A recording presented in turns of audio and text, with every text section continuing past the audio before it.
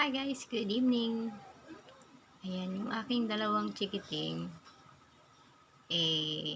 napagtripan ngayon mag-aya ng SM. Kaya lang, hindi naman kami nakaalis kasi nakatulog si Zoe. So, ayan. Nanonood na lang sila ng cellphone and yung isa naman, ayun,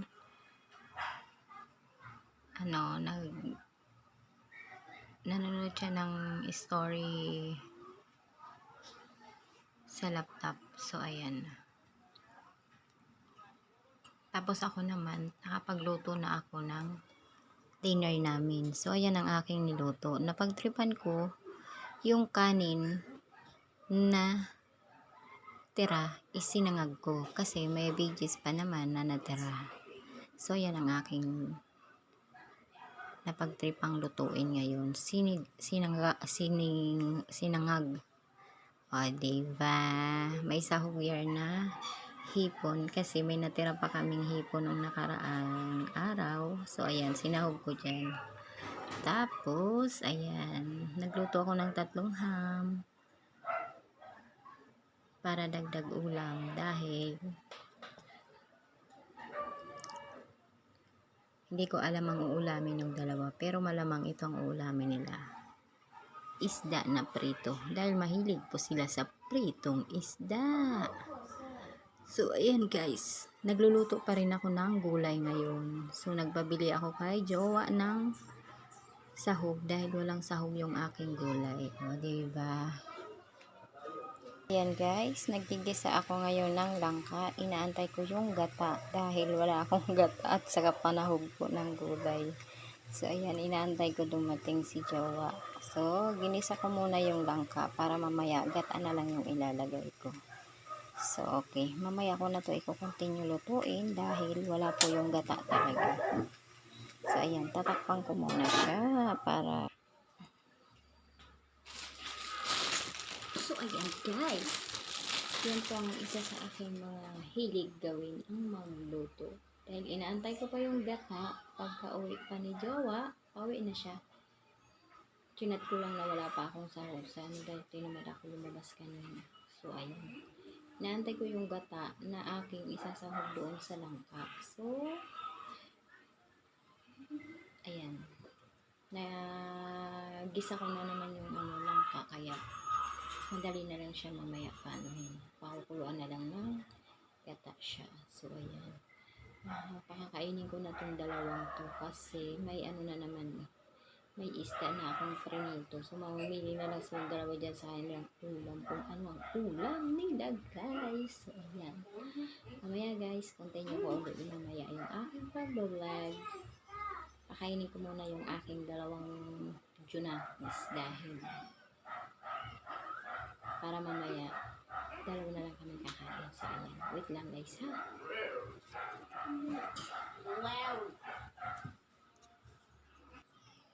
Gusto mo yan?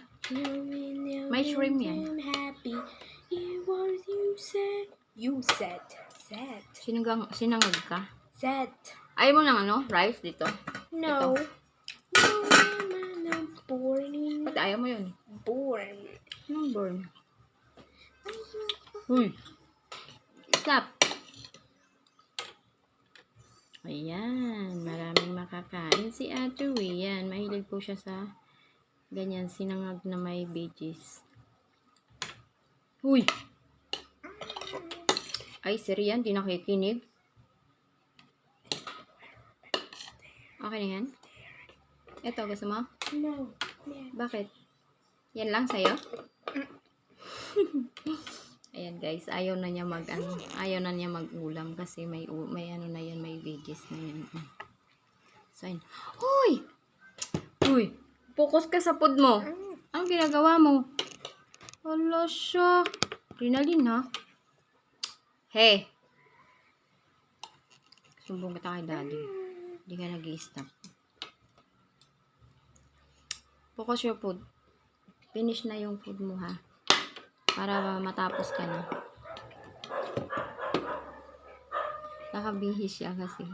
Sabi ko kanina, aalis kami. Tinatulog si Zoe. Kaya hindi na kami nakaalis.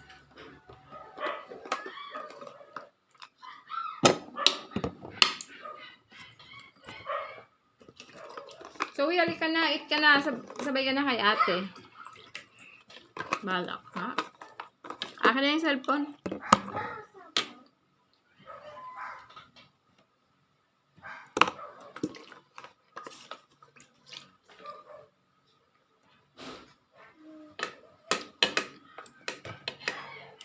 Ayan guys, kumakain na siya. Ayaw niya ng isda. Ayaw niya ng ham.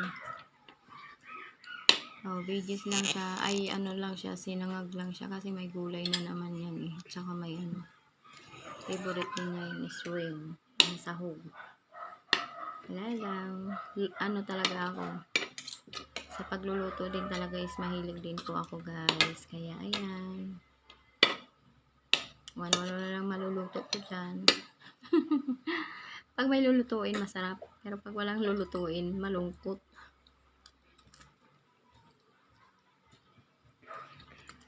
Mga tira-tira na lang tong mga sinasahog ko. Mali kasi ako yung yung hipon, yung nag-garlic shrimp si jowa. May natirang 4 na piraso. Nilagay ko lang sa freezer. Tapos yan, sinahog ko sa sinangag.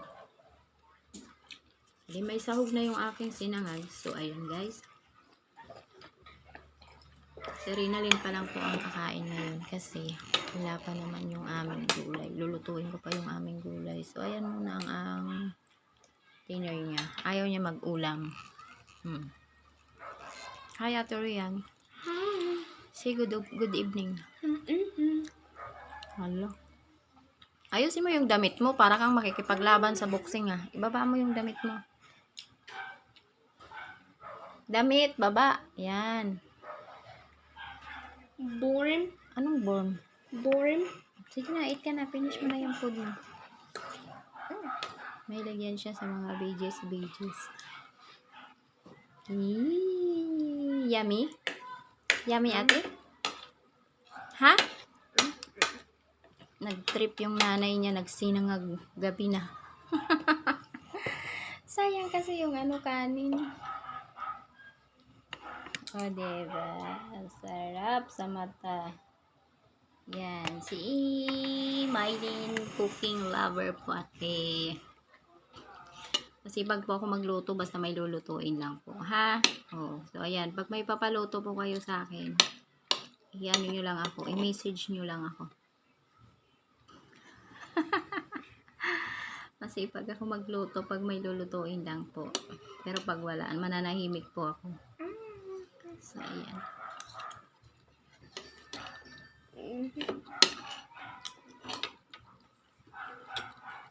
Ayan na, kumain na rin ako.